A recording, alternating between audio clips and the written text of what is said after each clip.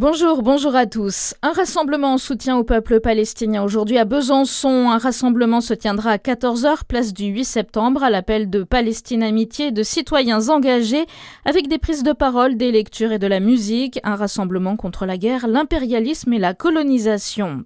La Saône-et-Loire, fortement touchée par les incendies d'espaces naturels, c'est le constat dressé par les pompiers cette année.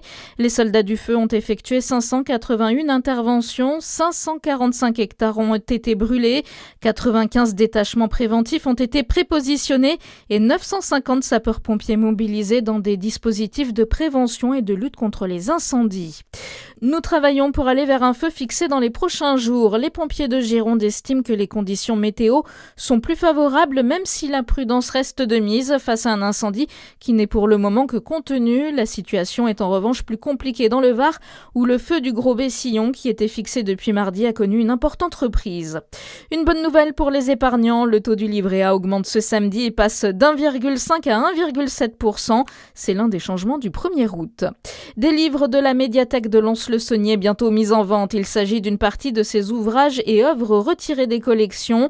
Ils seront proposés à la vente lors de la braderie organisée sur le parvis des 4C le 12 septembre de 8h30 à 13h. Une grande fête populaire sur l'agglomération dijonnaise pour le Tour de France féminin. La grande boucle s'arrête à Dijon mardi pour un contre-la-montre individuel de 21 km.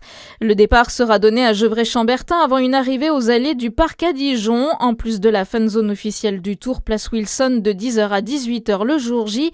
La collectivité met à disposition 2 écrans géants pour vivre l'étape au plus près, à Marsanne-et-la-Côte et à Corcelles-les-Monts. Départ aujourd'hui de Lausanne. Et puis le DFCO affronte Nancy aujourd'hui, une semaine après avoir défié et vaincu Sochaux. Le DFCO s'attaque à un autre pensionnaire de Ligue 2 avec l'AS Nancy-Lorraine.